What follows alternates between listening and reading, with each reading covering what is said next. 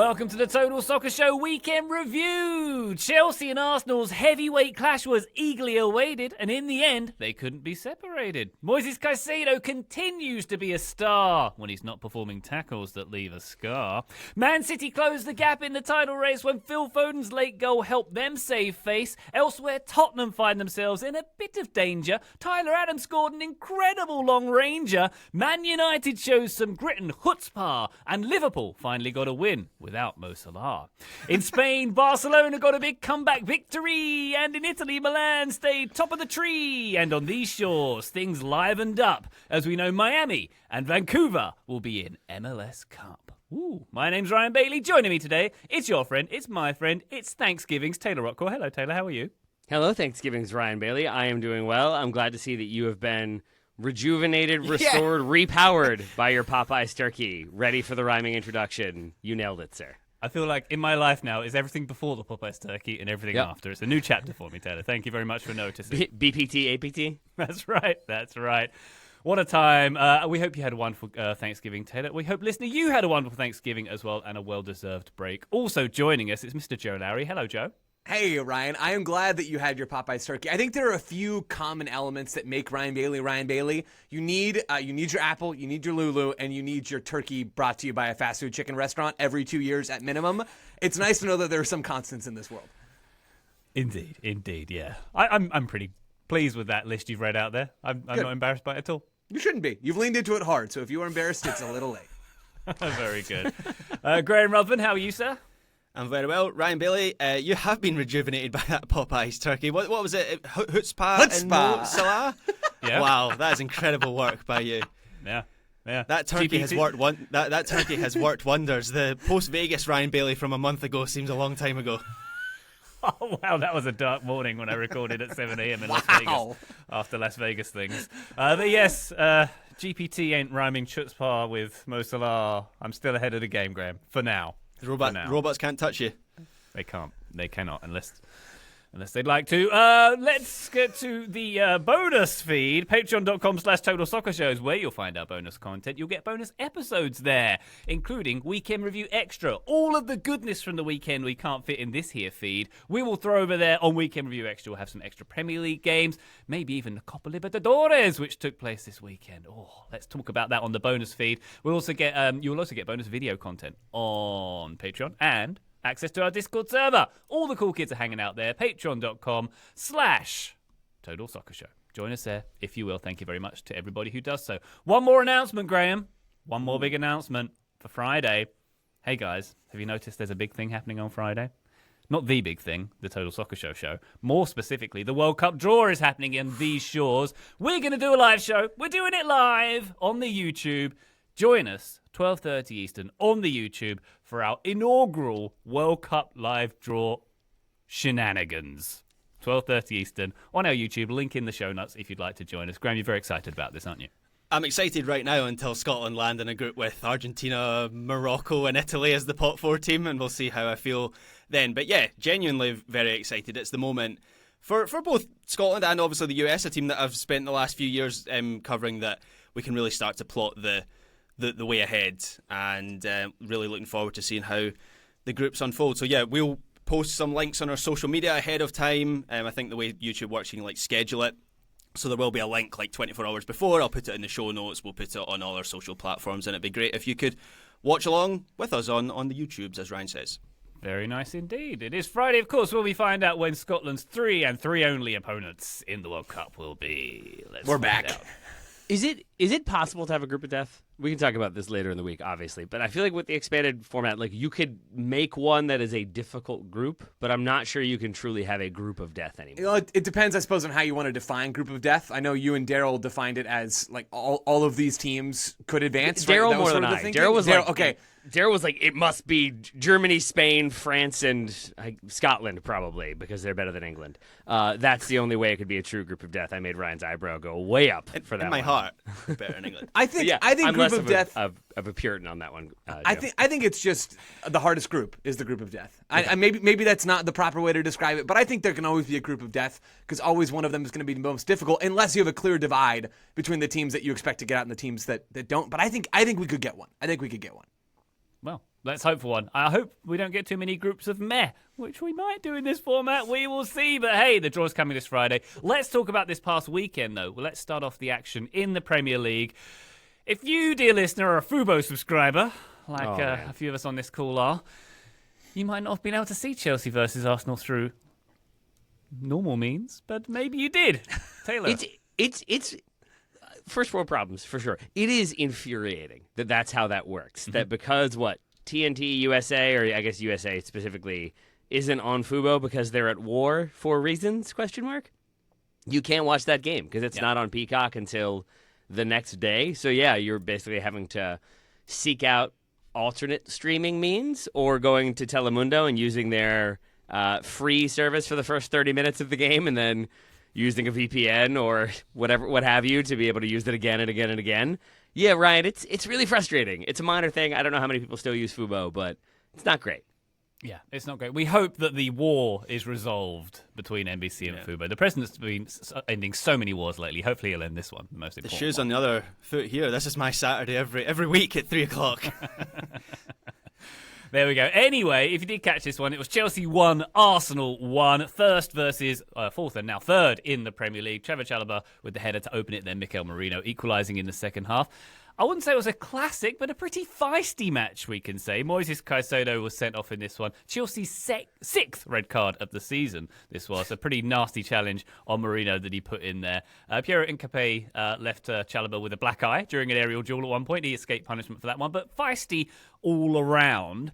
Graham, what did you make of this game? Did it live up to the billing? I think a lot of it was sort of the Caicedo versus Rice, the midfield battle that we would have seen in this one. How did you see it turn out? I think Caicedo himself got hyped up for that battle, given what he did in this match. And this was an absolute battle of a game. In terms of the quality, both teams can play much better than this. In fact, I thought the quality was generally quite low. It was quite scrappy, and that was largely due to just like the intensity, particularly in the first half between the two teams. But it was proper derby fare, and so I loved it for that reason.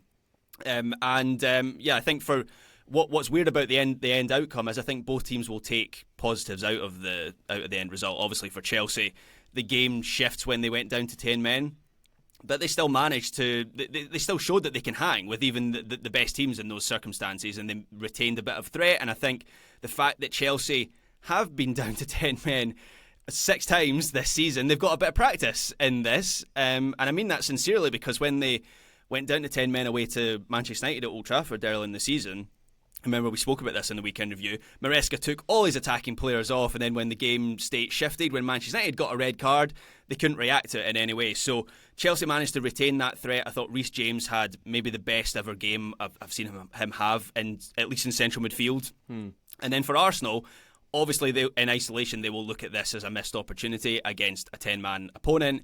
They certainly can play better than this.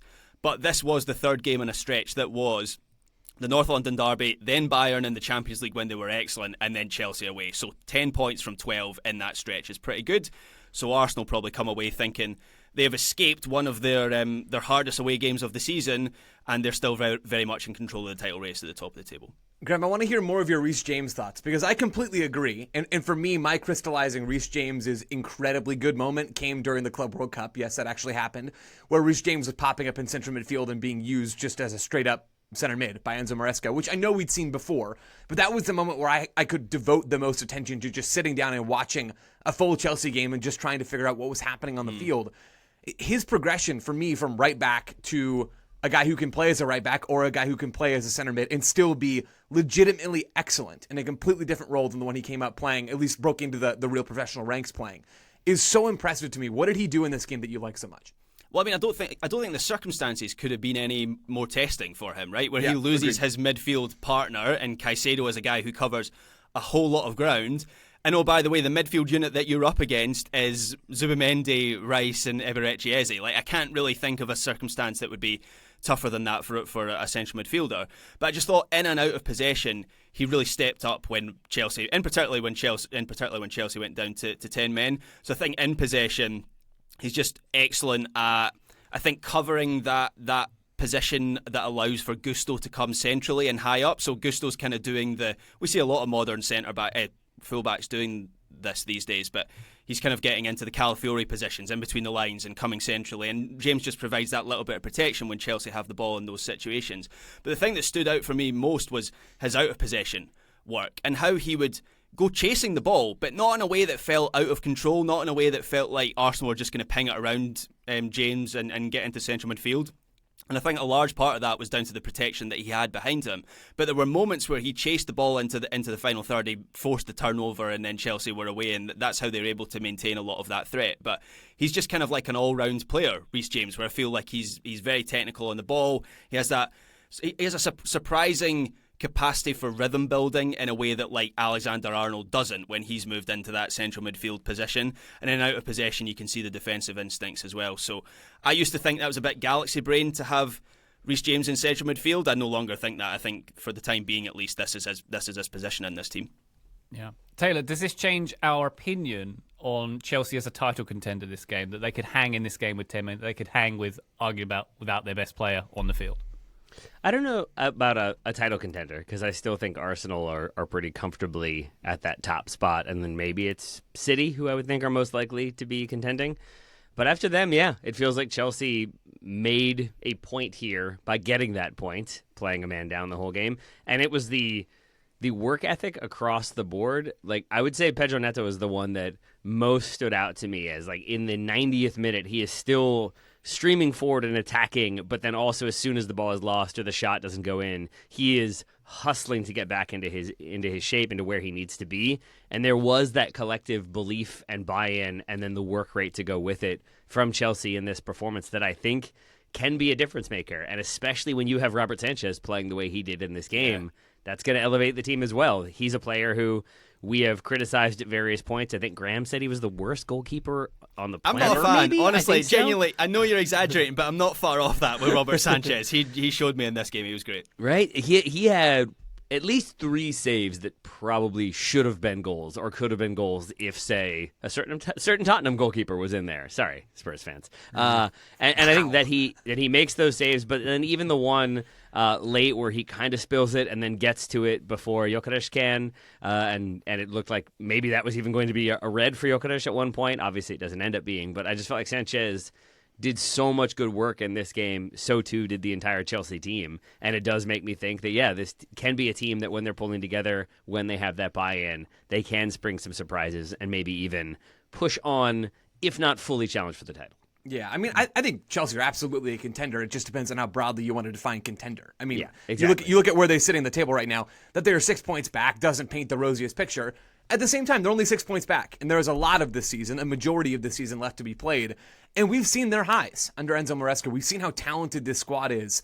I came away more impressed in this game with Chelsea than I did with Arsenal, which I think makes sense given how this game played out. It is a shame that the red card happened, because I don't think I've seen a game that didn't drop in intensity after the first 10 or 15 minutes like this game did not. This game was 100 miles per hour in the first minute and 100 miles per hour in the 35th minute, and it was going to keep going that way until Moises Caicedo did a silly and got himself sent off. I mean, it was, I was having a blast watching this game, lack of quality or not. I was having so much fun.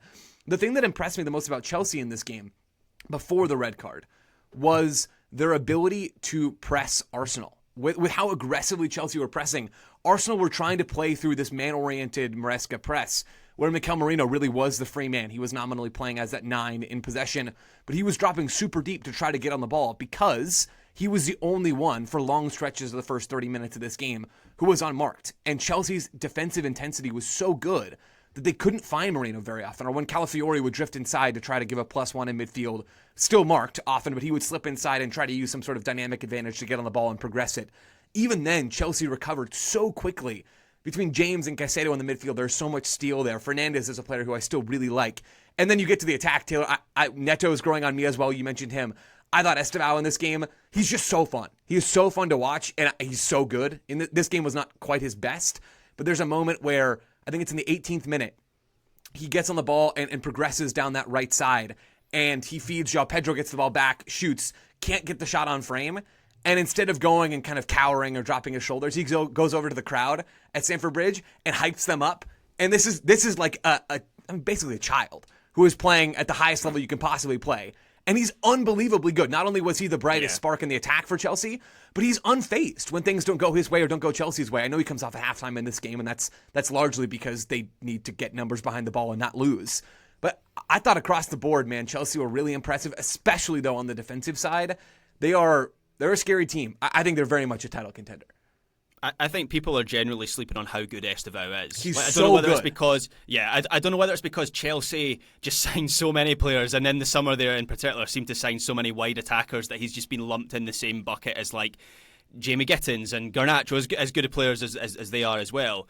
But I think he's like a real level above. And he is raw, and Joe's absolutely right. This wasn't his best game. There was a couple of opportunities in this game where he kind of snatched at them inside the box, where a little bit more composure, and maybe it's in the back of the net. But I know we didn't do a Champions League review show last week, but Chelsea absolutely battered Barcelona last week, and Estevao, directly up against Lamine Yamal, looked, and I'm not suggesting it's one game, it was 90 minutes, but nonetheless, looked the best player on the pitch up against Barcelona. So I think he's like a genuine superstar in the making. Yeah. I don't think Estevao is that far off of Lamine Yamal. I think Lamine Yamal is a better player, assuming things progress there as he should. But I think Estevao is, I called him the signing in the summer, back when we did our like transfer window superlatives episode. He's not Garnacho, he's not Gittins. He is on a different level than basically every other young attacker on the planet right now, except Lamine Yamal and maybe a couple of others. Okay. And Joe, you mentioned sort of being a little bit unimpressed by Arsenal, or by contrast to Chelsea. Sure. Does that affect how you feel they'll go forward in this season? No, that's the Arsenal way, right? Is be really good but be dreadful to watch and kind of boring and unimpressive along the way, right? Which is fine. I'm the guy who always talks about how we equate aesthetics to success, or aesthetics to some means to success, which is just not always true. You don't have to play the most glamorous ball to go and win a title. That's fine. You shouldn't feel like you have to do that. Arsenal were not particularly good in this game, but the game state changed such that life was going to be more difficult for them in a way, even up against 10 men, because that was going to change how Chelsea defended them. And Arsenal didn't really have a chance to go into halftime and rework their press break and come out in the second half and go and find chances. Instead, they did just enough, which I'm perfectly impressed by. I'm not as impressed by them as I was by Chelsea, as I said. But I thought they were fine in this game. I don't think there's anything wrong with getting an ugly point against a really, really good team. Yeah, there's absolutely no reason for Arsenal to worry. I do feel like they in the last couple of months, they have sort of shaken off that reputation that Joe kind of references there as like the sort of grinding out peak Mourinho years Arsenal that certainly was true of them for a little while. But this felt like a bit of a return to that Arsenal of old, where they struggled to break down a low defensive block in this game. They had just 2 touches in the Chelsea box in the first half. And until the equaliser, I thought like Cucurella and Neto had done a really good job of shutting down that threat from Saka on the right wing. That cross for the goal kind of comes out of the blue. It was the only moment we really saw like that from Arsenal down that side. I thought the first half in particular was really quite bad. They seem to get sucked into I don't know if it's the occasion, because obviously they're used to big games, but just the atmosphere and the intensity that Chelsea were bringing. They seemed quite overly emotional, Arsenal, and I thought when Odegaard came on in the second half, they did increase their tempo, but they were still a long way from their usual standard. But as I said right at the top of this segment, they are fresh from thumping Spurs in the North London derby and then convincingly beating Bayern in the Champions League. So they're still in a very, very good place. They are indeed, and they're unbeaten in 17 games in all competitions now, stretching back to August 30th. They've got a 5-point lead at the top. Between Chelsea and Arsenal in the table is Manchester City. Let's take a quick break. When we come back, we'll talk about their win over Leeds and much more. Join us then. Total Soccer Show, welcome back to the weekend review. We go now to Eastlands, where Man City had a 3-2 win over Leeds. Phil Foden with goals right at the beginning and right at the end of this game. City almost blowing a 2-goal lead against Leeds here. What do we make of this one, Graham? Obviously, Foden showing his undeniable ability in this one, but Man City kind of got away with it. Yeah, a weird game in that I'm not really sure what it tells us about Man City, because they are still not, fun game, I enjoyed watching it, but they're still not controlling games in the way that I'm sure Guardiola would want. And I think a couple of weeks ago the question was maybe about them potentially mounting a title challenge. I think when we went into the international break, that was very much the question around Man City at that point, after pretty comprehensively dismantling Liverpool. But seeing the last 2 City games, where obviously they lost to Newcastle, then they lost to Bayer Leverkusen in the Champions League, Pep made, I think, 9 changes for that game, maybe overestimated the strength and depth that he has in that squad. Afterwards, he said that was a mistake. So this was back to the sort of first-choice team, but it still very much feels like a transitional season where they do a lot of things really well, and Phil Foden in this game, I think he's starting to look like his old self again. And obviously they've got the Norwegian goalbot up front as well. But it's quite telling that even teams like Leeds, promoted teams, limited teams, are still able to really come back at them at Eastlands as well at the Etihad Stadium. So I'm still a long way from thinking Manchester City are capable of mounting a sustained title challenge. Yeah, I don't know if I'm quite as far off on Man City as Graham is, but this game certainly was not a strong data point for Man City as a real legitimate title threat. I still think they're very much in the race, which I know is a cold take because they literally are. But there's so much quality in this team. The thing that let them down in this game, I think, was mistakes in the second half. It's sloppy stuff. And Graham, this is where I can understand where you're coming from. It is Matheus Nunes showing quality on both sides of the ball for both teams? Question mark, if that's how you want to phrase it. I mean, he has lovely play on the ball in the first half and is right involved in that progressive sequence in the first minute where City have scored, Foden have scored before Leeds really even know what hit them. And then Man City have a chance to easily kill off this game in the second half, like we've seen 100 times from this team. And we don't see that. It's a misplay from Nunes that leads to multiple great moments for Leeds in the same sequence. Or he misplays it the first time, and Leeds counterpress, win the ball back, and then Nunes comes back in to win the ball and ends up just touching it straight into the path of Dominic Calvert-Lewin. And it's a terrible sequence. And then you have another mistake from Man City that leads to the penalty that Nemanja doesn't score, but then he finishes up, and then it's 2-2. Those are mistakes that City at their best, to state the obvious, have not made. And Man City are, Graham, to your point, making more of those mistakes. They have not shown the same ability to control games this year. We've seen Pep make a lot of changes. So I do think this is somewhat of a transitional season. I'm just not convinced that City are that far off the pace that they can't do something this year or that they won't do something this year. This game was just not a banner moment for them. Do either of you see them figuring things out, though? Because that was my contention with City, was that if they were in touching distance by Boxing Day, I thought they would end up winning the title, with the idea that it might take them a little bit of time to kind of figure things out and for Pep to tinker his way into the system that he likes or the approach that he likes, and then they'll find that level of consistency and form we've seen from them in the past. Do either of you feel like you're seeing any of that, seeing any wrinkles being ironed out, or do we still see plenty of wrinkles at the end of this game? I think we've seen it in past games. I'm trying to think, is it the Liverpool game where Doku just explodes before the international break? And the reason, or one of the reasons, that he explodes in that game is because we saw Doku and Foden on the other side being pushed centrally. And basically that was, for me anyway, it seemed like the Man City of old, where they're controlling games to their middle. That makes it easier for them to have those, quick interchange passes where they're in control in the opposition half, but then also restricts the sort of weak defensive transition moments we saw from them last season. And so in those performances, I do see progression. I think they're better this season than last season, Man City. I think that's quite clear.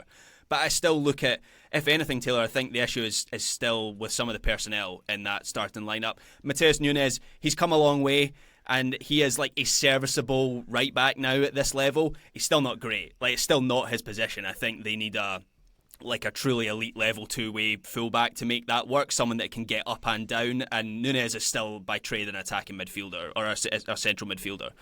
So I think you can still see some of the holes in that team that they might not be able to fix until the transfer window opens again. Yeah, I was still at the other side of this game. I was impressed by Leeds in the second half. They got absolutely battered in the first half and came out and still pressed. I mean, they were pressing some in the first half and had even a little bit of success with that, I suppose. But in the second half, they continued that, had some success with the press and with the counter press. I don't think Leeds are a very good team, even still. But it was a statement for me about how absurdly competitive the Premier League is this year. Leeds show that in this game, where you get so many moments in the second half. So many moments. They outshoot Man City. They outcreate Man City. They were the better team for 45 minutes against Manchester City. That's not the first time we've been able to say that about a team this year. But it is another reminder in how bizarre this Premier League season has been, how competitive the league seems to be now more than ever. This was another data point for me in that conversation. Either everyone is good or everyone is bad in the Premier League this season. Because just looking at the table now, from Man City in second down to Fulham in 15th, there is an 8-point gap, which is insane. Which is how you get... Man City have lost 4 games in the Premier League this season, which in past seasons you'd go, well, they're completely out of contention. And I stand by what I say. I don't really expect them to sustain a real sort of title challenge. But they're still second. Joe's right as well. Like, they are not out of the picture completely. So it's been a weird season so far. But this is what we want in the Premier League, isn't it? We don't want haves and have-nots. They're all haves, in theory. And there's greater parity. So, can't complain Game to game, it is much better entertainment. It's just very difficult to... You, Ryan, as a fan of Narrative FC, it's just very difficult to build narratives around teams when you think they're back. Oh wait, no, they're not. They're terrible again. They're terrible. They're good again. Like, it's a bit confusing this season so far. I'm a fan of Narrative FC, but also a fan of Chaos FC. So that's right. Those two don't really live together very well. Interestingly, Daniel Farke accusing Donnarumma of feigning injury to bend the rules in this game. So when City were 2-1 up, Donnarumma went down, apparently feigning an injury. Not apparently, he did. Okay. In the footage, there are City players telling him to go down so that they can get a little tactical team talk. And so, just to set up a team, it's so cynical, isn't it? If that indeed is what happened there, it's. I think it's cynical. A rule change. But this stuff happens all the time, right? I mean, players going down to feigning injury for some reason, right? Whether it's wasting time or wanting to regroup in some way. Like, this happens literally every weekend in every league on the planet, I mean, Caicedo did it to try to get out of a red card. See? Like, that's what I'm saying. Like, this stuff happens all the time, and if you're Farke, you're angry post-match, and you gotta do what you can. The underside of my foot hurts so hard from stamping on another person's ankle. I need treatment. Oh, dear. All right, well, Man City with another 3 points on the board. Tell you who else got 3 points this weekend. Liverpool done a win at West Ham, a 2-0 win for the Reds here. Alexander Isak with his first Premier League goal since his move to Liverpool. Cody Gakpo with the other one. It's pretty wild, isn't it? That is an interesting stat there. What's more interesting, Joe, is that Mo Salah was dropped for a Premier League game for the first time since April 2024, and it worked.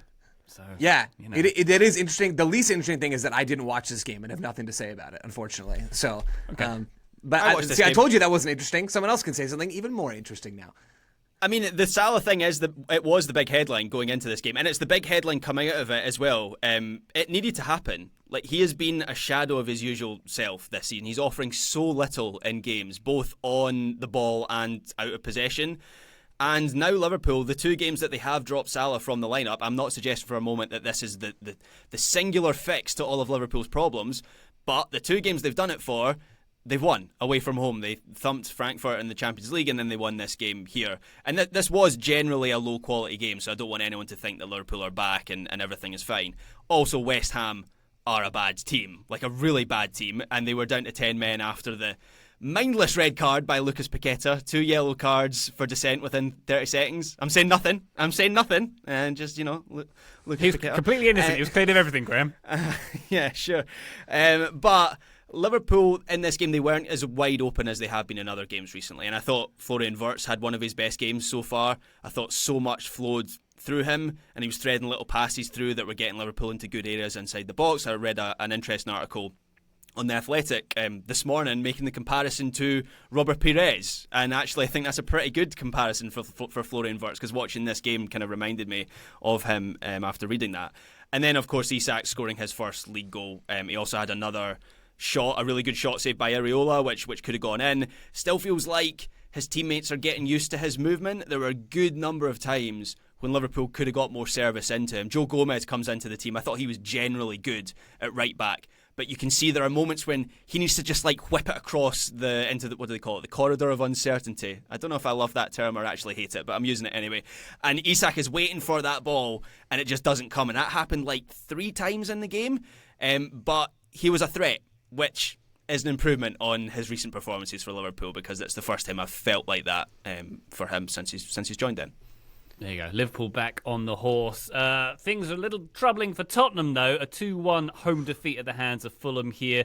Fulham scoring twice in the opening 6 minutes en route to their first away win of the season here. Spurs were pretty poor, particularly in the first half. They were booed off the field by their own fans. And no moment probably more tragic than the Harry Wilson goal, which was Vicario caught out of his area. No one really knows what he was doing out there, or why no one was trying to cover his goal, why he was out there as well. But hey, Tottenham. Great. Yeah, man. I feel bad for Thomas Frank to some extent, even though he plays a role in everything that's happening with Spurs. But they're averaging less than 1 point a game at home. They were pretty poor at home last season as well. I think they've only won like 4 games at home in the league since last November, which is not a lot by my count.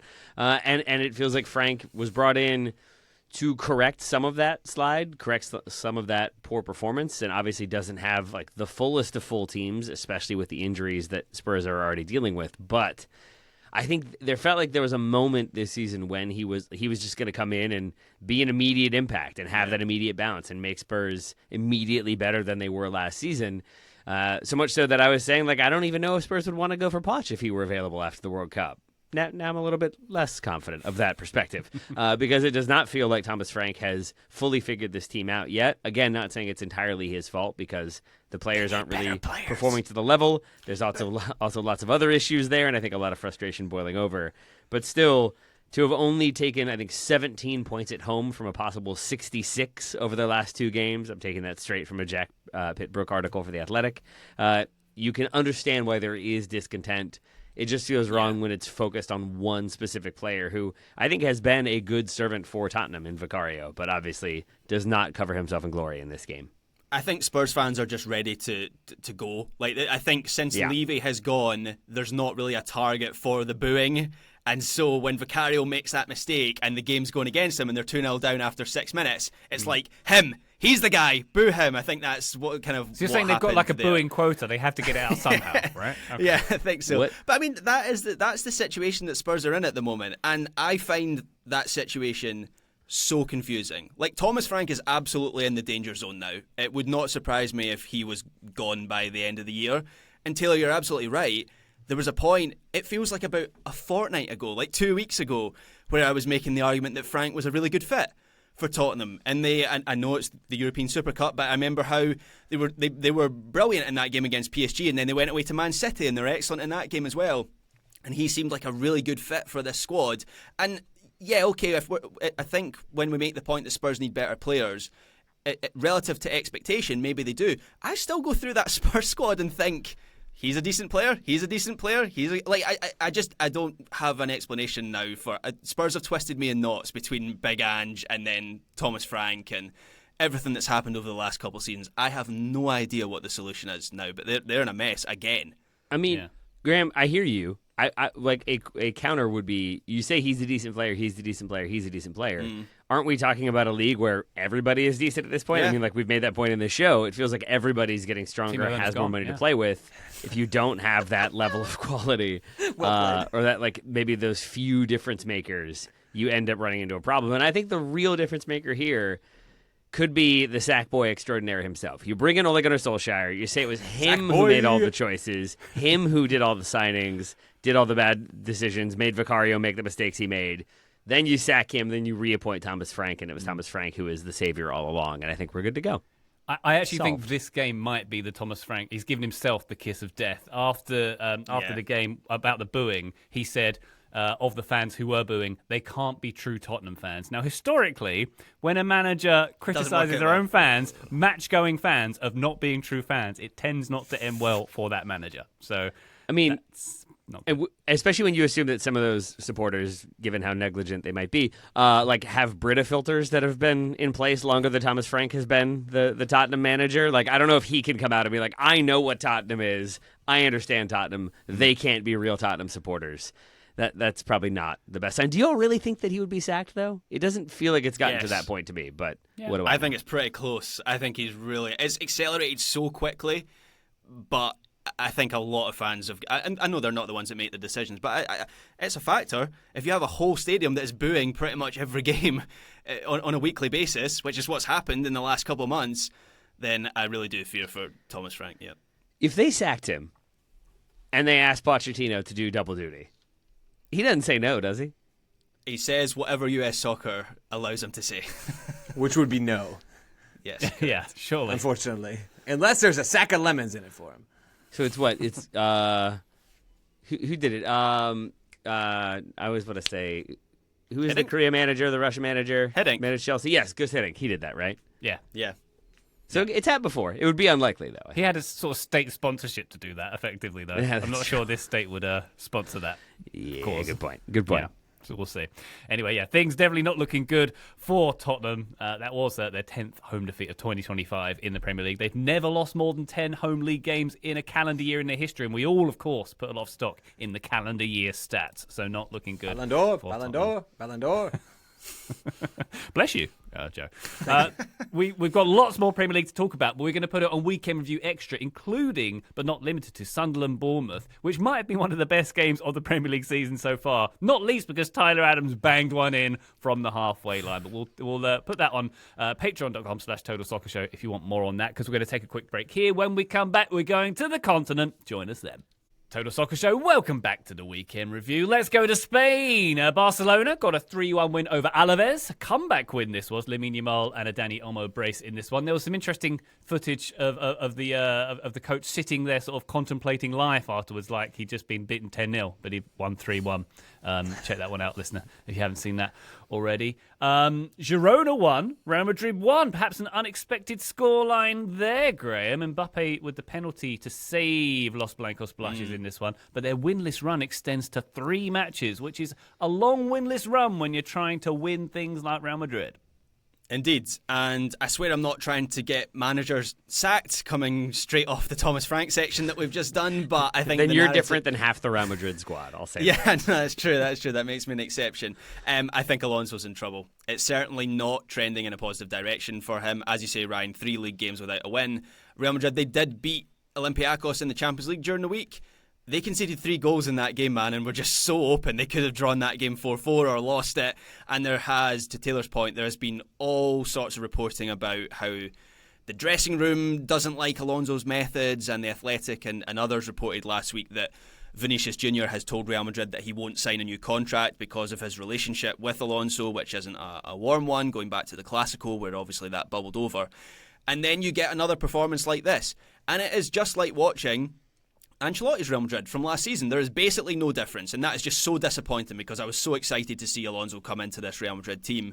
They cannot press as a team, Real Madrid. They still can't do it. There is no coherence. Most of the time there's no effort. It is just so careless, and in this game that meant Girona, who are not a good team, but technically are, you know, decent and can hold their own in that regard. That just meant Girona could pop the ball around them, and they created a good number of chances in this game. I thought Onahi, remember him from the 2022 World Cup from Morocco? I thought he was brilliant in this game. He scores the goal, obviously, and that finish was an absolute belter. And it came about a minute after Mbappe had a goal disallowed, so that was a real key moment in the game. But talking about his overall performance, he just found it so easy to find space in between the lines, and for the goal, nobody tracks his run. That's been such a common thing for Real Madrid this season, nobody tracking runners. And I just, to take the kind of broad picture look at things, I just don't know what they're trying to be as a team, Real Madrid. They are not nimble enough to be a really possession-heavy side. Alonso has tried desperately to make Arda Güler kind of like the Kroos replacement in central midfield. That's worked to a certain extent, but defensively he's pretty weak, and so in defensive transition he doesn't offer a lot. And then stuff like Trent was crossing into the box from the right side in this game, which is obviously one of his strengths. Who are you crossing to, mate? Like, it's just such a waste. Like Mbappe and Vinicius, that's not the opportunities that they want. And then Alonso brings on Gonzalo Garcia, who is one of those forwards who can make the most of those crosses. And so what does Alonso do in the same substitution? He brings off Trent and he moves Valverde to right back. So there's just a real disconnect between the identity, what they want to be. Also, some of it is out of Alonso's control, where it does seem like, to use the cliche, he has lost a lot of the dressing room. And it feels like this downward spiral maybe is an unstoppable one for Real Madrid. Graham, but Rodrigo's playing well though, right? And that's what matters. Yeah, so he can earn his move to PSG. I'm being very facetious. I saw that the headline coming into recording that he hasn't scored in, I believe, 30 games, which is the longest streak of any Real Madrid player ever. If you look at the history that he's up against, it is a lot of black and white photos of players, because those are the players who haven't scored goals in a long time. And then Mariano Diaz is, I think, second on the list. So he is in elite company, Rodrigo. It does strangely have shades of, going back a bit, the Villas-Boas Chelsea team, right? Where it's like younger manager coming in, trying to do different things, has a style, has a system, has a nuance in approach, and is going into a team where there are established veterans, an established sort of looseness in the way they are playing, and a kind of vibe that this is not going to work. And it doesn't necessarily seem like it's going to be Xabi Alonso that ends up getting the backing, even though I think that's probably who Real Madrid should be backing, because if a team isn't pressing and the players aren't putting in that effort, I'm not sure I'm putting that fully on the manager. But I think also this is a situation of Real Madrid's own creation, where if you're bringing in a manager who wants that level of specificity into a team where you have guys who do not want to do those things, it feels like it's always going to be a recipe for disaster.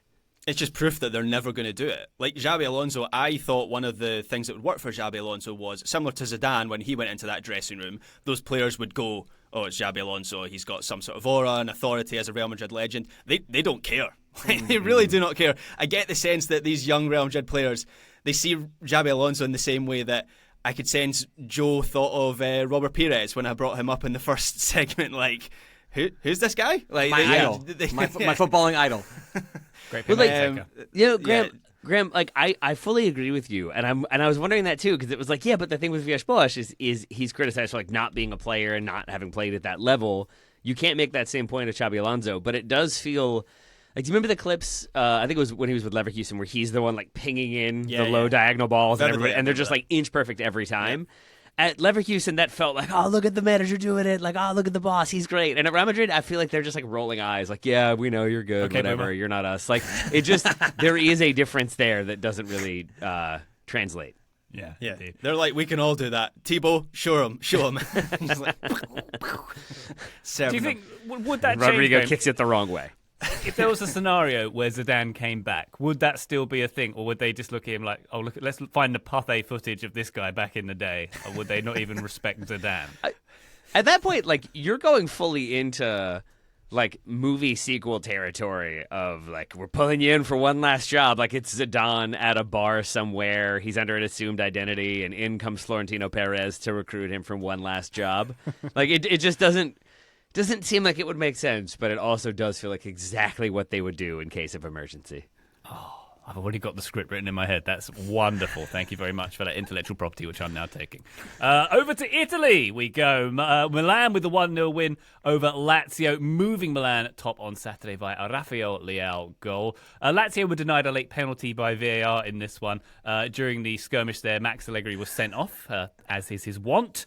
There's some great footage of the ref cam as well, and the ref explaining to the players of the decision, and the reaction of both sets of players, one cheering and one very much doing Italian hand gestures, is wonderful.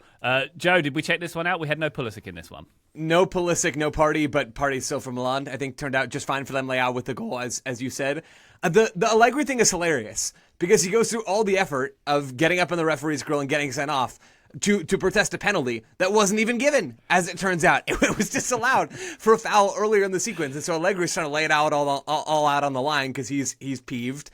And it just doesn't matter. And so afterwards, Allegri, I don't know if you guys saw any of the quotes, he comes out and he's like very apologetic. He's like, I never meant to offend the referee. He just happens to be the same one that we had against Cremonese. Como? Earlier in the season. And he's like, oh, I just asked the guy why every time he's around we seem to have a problem, and I didn't mean to offend it. And so he played the innocent card after the game, which is hilarious for anyone who's ever seen the start of the season. It doesn't matter. He's been down. Somehow he's already captured enough red cards to make it seem like he's been around forever. It is impressive how Allegri manages to push all of these buttons. He has got to be one of the most interesting characters in this sport. Milan in this game were fine. That's kind of been the story of their season. They've been good enough to be top of the table in a league where nobody really seems to be truly impressing right now.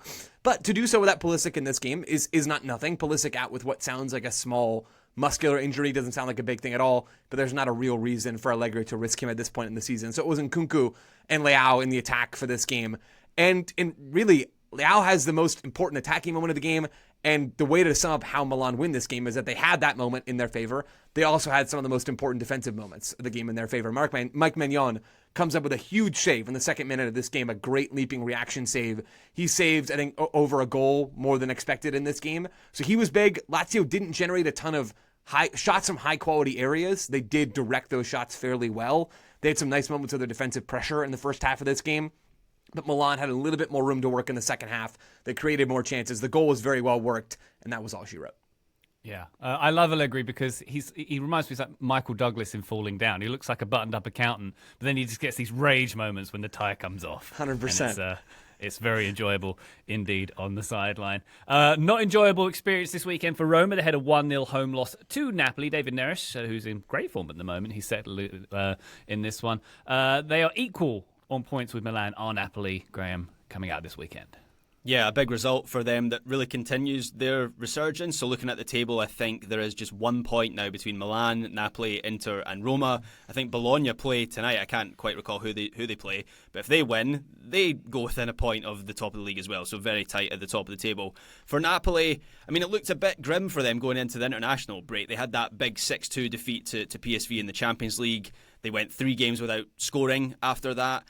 And then there was the usual chat about like Conte's position and disgruntlement behind the scenes. Since that run though, Conte, he's changed the shape. He's gone to a back 3. And Napoli, they're playing like Napoli again. And this game was straight out of the playbook that won them the Scudetto last season. In that Napoli, in this game, they were very comfortable in their defensive shape. The way that they were set up, they basically baited Roma into playing central passes from out wide, and then the centre-backs would jump on those and then be on the front foot, and they would move forward very quickly. So Romani and Buongiorno were both very effective at stopping that supply line. And then Napoli, they had threat on the break, as we saw for the winning goal, which is a nice two-man break from Napoli. It's good timing on the pass from Højlund, and then good composure from Neres in front of goal. The flip side is, I thought Roma were really poor. I think I must just be catching, I definitely must be catching their bad games because they're right in the title mix this season, and yet I've yet to see them play well this year. I thought they were really quite bad in this game. They just didn't ask enough questions of Napoli in the opposition half. Not quick enough, not brave enough, too safe. Really struggled to get Evan Ferguson involved. There was one moment about 30 minutes in when Pellegrini sort of burst to the byline and got a ball in, and that stood out because Roma basically didn't do that at any other point in the game. Despite everything, Roma nearly nick a point right at the end. It's Baldanzi with the shot from just inside the box, and Milinkovic-Savic has to make an excellent save. But by and large, Napoli, while they weren't outstanding and didn't create a whole lot themselves, they clearly executed their game plan better, and I think deserved to win. Yeah, the top 4 in Serie A separated by just a single point now. Besides Milan, Napoli and Roma, the other team in the top 4 being Inter, who got a 2-0 win at Pisa. Lautaro Martinez with a second half brace there. So things very tight at the top, as they tend to be in Serie A. Over in Germany, Taylor, Bayern with the 3-1 win over St. Pauli. They needed stoppage time goals, a couple of them from Luis Diaz and Nicolas Jackson, to get the dub here. They came from behind for the second straight week. They hit the woodwork 3 times. I believe they had 80% possession in the first half, did Bayern as well. So that's quite a lot, I'd say. Yeah, that's what happens when St. Pauli score in the 6th minute. Pack it in, boys. Let's hold on for dear life. And they almost did. Bayern equalizing just before half and then getting those 2 late winners, as Ryan said. Still very much top of the table. Leipzig drawing with Gladbach. I would say a resurgent Gladbach. I would add that in there. They've gotten 10 points in their last 4 games, 3 wins and a draw. Gio Reyna comes on as a sub in that 0-0 draw with Leipzig.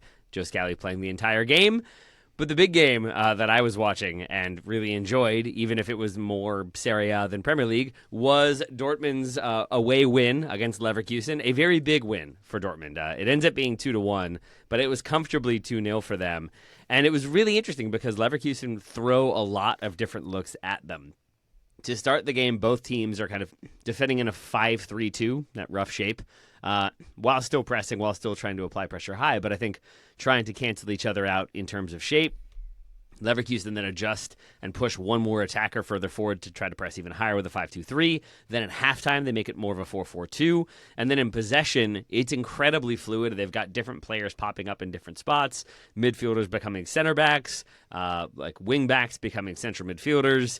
And there was just a lot of rotation in there. And yet Dortmund did really, really well to nullify all of it. And it felt like they had answers for everything, and it's a credit to Niko Kovac that he does the job he does, but also he makes the changes he makes. He brings off Serhou Guirassy in the second half, and that felt like kind of an odd choice because he had been playing really well and felt like their most likely candidate to stretch the defense and cause more problems.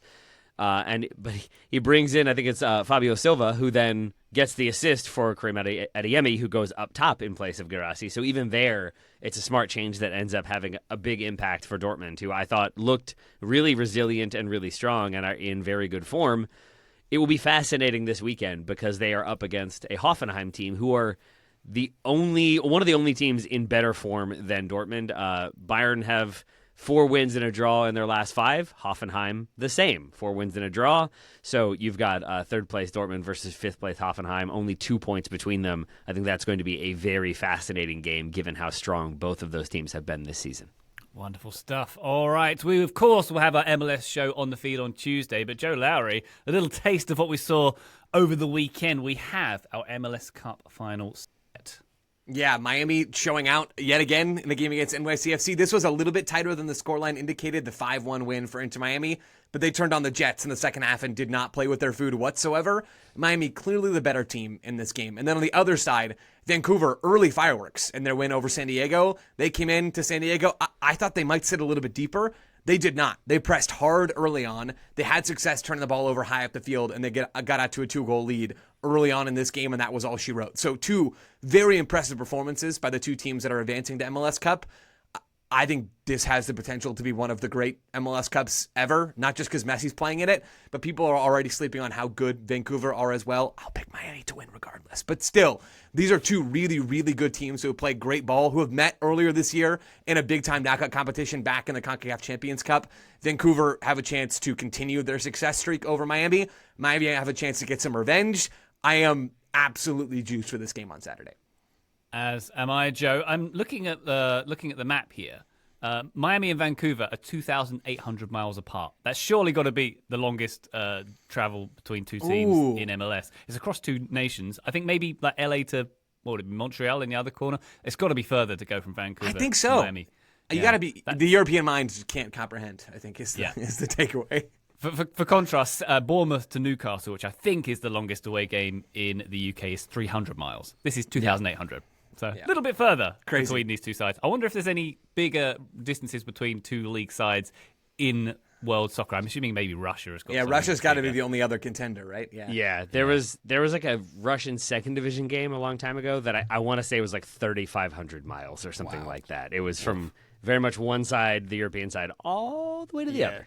The other one that I can think of is the Coupe de France has a whole load of teams that are kind of French like colonies, like in like Africa and stuff. So maybe that's the only other contender I can think of.